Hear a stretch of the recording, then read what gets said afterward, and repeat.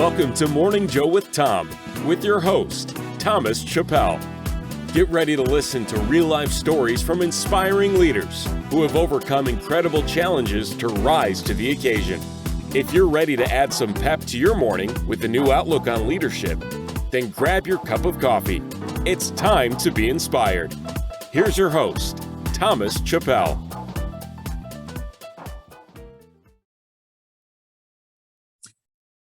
So Karen, thank you for coming to the show today. I met you actually through a LinkedIn comment that you had made about your book.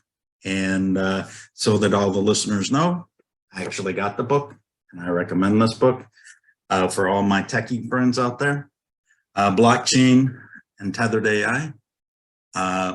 It's a great resource material and not as hard to read as I thought it was going to be. So, great. And with that said, Karen, would you tell me a little bit about yourself and all, and what kind of drove to the book? Sure. And I'm glad I met you on LinkedIn, Tom, and thank you for inviting me to your show. I have been a software engineer for a really long time since, I started writing code when I was 13. My dad bought me a TRS-80 when they came out, and so I learned to code in BASIC, and so that kind of began my journey, and so I went into my first job with computers was at Cigna, and I helped like in the infancy of office automation. And I was a secretary, but I was doing things like working with IBM display writers, which had a component to it called Report Pack. And so I was doing really advanced data merges when I was around 20 at Cigna. And so, and then that led, my career at Cigna led to being the LAN administrator, and that led to OS2. Which then took me on a new journey. That was when I really first started working with IBM software, and then I became a consultant after that, and did LAN administration and help desk type things, and then eventually they came up with the web. And when I came back from having a baby, my boss said, "Hey, can you figure out this web thing?" And so we built the first intranet for Bayer Corporation. Wow. And then from there, I had my first company, which was called Data Now. And I don't know if you want this much information. You're welcome to cut out what you don't want. But we were a web workflow company. And and this was in the work the web days. And so I'm telling you all this because this kind of built up to where we are now with Kilroy blockchain. We went from I went from a lot of web work into strictly e-commerce, and then that evolved into blockchain and artificial intelligence. So, and so we incorporate all those things into the type of work that we do. We build multi-user, cloud-based, multi-tenant workflow applications, and then we integrate those with blockchain. And we've done that for schools. We have a couple of products that are for schools. And then we've also worked with AI. And how we got started working with AI was back in 2017, right after we had first started the company. I was living in Austin, Texas at that time. And I'm my other life that I have is I'm also a professional dragon boat coach. And are you familiar with dragon boats? Actually not. Okay. A dragon boat is a 41-foot long boat with a dragon head and a dragon tail, and then 20 people sit on there and paddle, and then they have a drummer that faces the group and keeps time. And then I usually stand on the back and steer Viking style. The whole thing is, and then we race. And I've been doing that for a really long time. And typically you work with it's like a corporate challenge type thing. And the teams come once a year and do it. And then a lot of teams that are trying to overcome something like breast cancer survivors I worked with for a long time. And then in Austin, it was the kids from the Texas School for the Blind and Visually Impaired that I got to coach.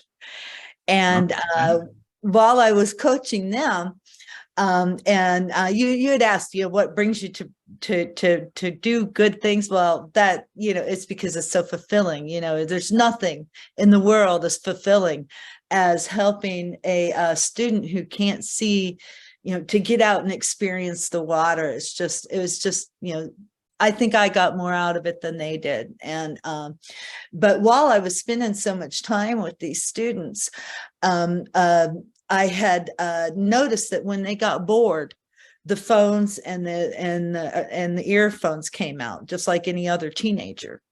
And so I started thinking about it. I was just learning artificial intelligence this back in 2017. I started thinking about it. Wouldn't it be cool if you could point the phone at something and have it tell you what's there? So like if you're blind and someone leaves you out in the middle of a field and they forget you, a lot of the kids are in wheelchairs because they've got other things wrong. And if somebody forgets you, then you just get out your phone and look for them instead of not knowing what's going on. And so I thought, well, maybe someday I can do it. But then the IBM Watson Build Challenge came around and they wanted ideas, and then they just kept leading you step by step, and their engineers, you could ask their engineers questions. So it went very quickly, and we kept winning and winning with Riley. And then eventually we had an app that people could actually use. And that's how we got into the, and we won the Watson Build Challenge, by the way, for North America. And thank you. And so that's how we got into the AI piece. And then on that journey, while we were working with the IBM engineers, they would challenge us all the time as we went from level to level. And they're like, okay, Kilroy blockchain, what's AI got to do with blockchain? What's this got to do with blockchain? And so I thought, well, what does it have to do with blockchain? So I started asking some questions to some really smart engineers, and I found out that it was not, as I said, well, I know the data is vulnerable, so we could use blockchain to prove that the data hadn't been tampered with. And they were like, yeah. And they said, but if you think that's bad, think about the algorithms. Yeah. And I'm like, oh yeah, that's right. It's not just data that can be tampered with, it's algorithms. And then as we dug deeper and deeper, we found out that the algorithms, they come from all over the place, and you don't know who wrote them, and you don't have any idea where they came from. And so meanwhile, as time went on, we started building what I would call more traditional enterprise blockchain systems, where you're tracking and tracing things and proving supply chain type items or forms in an office, who's got the form or who signed off on things. And so we started becoming more familiar with that audit trail, which is the most famous use case is Walmart with their mangoes. Walmart, they had television commercials for a while about how they could track and trace their mangoes so quickly. It used to take them 6 weeks to track and trace a shipment of mangoes back to its origin if there was a foodborne outbreak. And so it was too long. And so what they would have to do is they would have to throw everything away. If there's an illness spreading through the food, they'd have to throw away a really large amount of inventory rather than just knowing exactly where that came from. And so Walmart implemented a blockchain solution for its supply chain, and so they could trace those mangoes within minutes instead of weeks. And so it saved them so much money, and they ended up doing that across the board for all their produce. And so when I explain how we track and trace artificial intelligence with blockchain tethered AI, I think that's probably the best correlation is how Walmart tracks mangoes. And we break it down to the whole supply chain. Where does something come from? Who ships it? When did it get there? How did it get in with this group? Where does it end up in a bundle, in a batch? So you can track and trace all that provenance and then be able to undo it. That's So really cool. thank Really you. cool. So that's how we got started in this. Okay. All right. So you've already kind of illuminated us on the types of critical challenges that your solutions solve. With this, where today are you going with these solutions? Well, I mean, that's a good question, because I'm right in the middle of trying to figure out where's the best direction to go. And what we've done with the blockchain tethered AI is we've kind of offered it out to the world as a solution. If someone wants us to build that for them, we're happy to do that. We can set that up. We can do that type of integration. And so that's one possibility. I expect a lot of people to come up with their own versions of how to keep AI under control. And what we really wanted to do there was start the conversation. Okay. So that leads me to, okay, what do I do next? Well, I've gone back to school and I've been studying agriculture. And because what I want to do is to combine blockchain with a real world type skill, blockchain and AI, blockchain tethered AI. Now that I know how to do that, I want to combine it with something in the real world. And being in Western Arkansas, agriculture is a really big thing here. And I'm right down the street from the University of Arkansas. So I thought, wouldn't it be great to learn from the best? And so I went back to school and I just finished my final for sustainable small animal farming.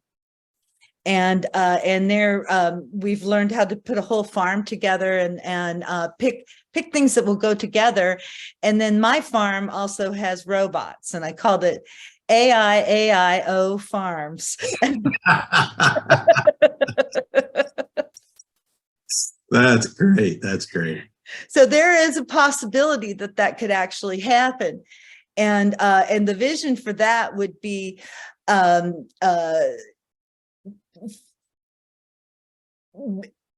blockchain traceability for every animal, every product, every piece of produce, every piece of machinery. So all the provenance of everything could be tracked. And then also to have it modern, where people could order the produce from a delivery app, and then the delivery bots go out. And then also I'd want it so the bots can learn by watching the farm work as the work goes on.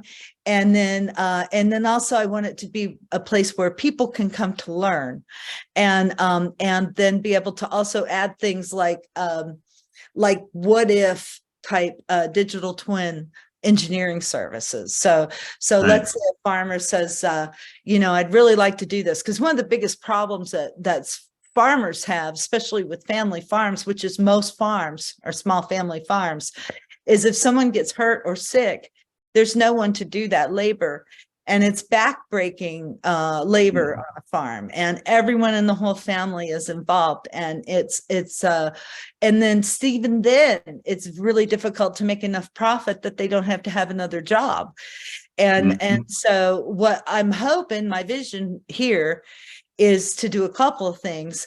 One is create a lot of new jobs for people in Arkansas that have farming skills and want to get some tech skills, but then also make it much easier for anyone to feed themselves by making it possible to have a family farm and without having to break your back, and then also be able to get the robotics and other equipment, drones and things, in exchange for the produce that they don't sell. And so it makes it so someone could actually do it. So that's kind of the vision. I've already been running a high school internship with 3 districts here in Arkansas. And we are, what I've been doing is getting them to kind of talk about what the future is, how do they see it? Because how I see it and you see it may be very different than somebody that's just getting out of high school, that's completely grown up with this. And they bring up some really good points. And eventually what I want to do is get a place where people that are in high school can go out and work on AIAIO farms and be able to get the kind of skills that will get them high-paying jobs, either with us or somewhere else. Absolutely. That and the service that you're providing them, I mean, just stretching their imaginations at this point, whether that they go with you or go somewhere else, they're going to be able to take that imagination and creativity and put it into other areas, right? So that's one thing. And I applaud you for all of that effort. And, Thank you.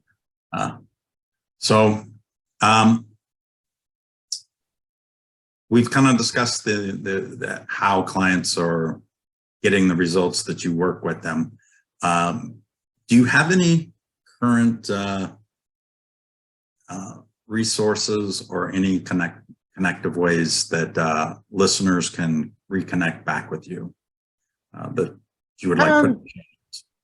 Yeah, there's a couple of ways to get me. I'm on LinkedIn a lot, and my LinkedIn address it's Karen Kilroy, all one word, KarenKilroy.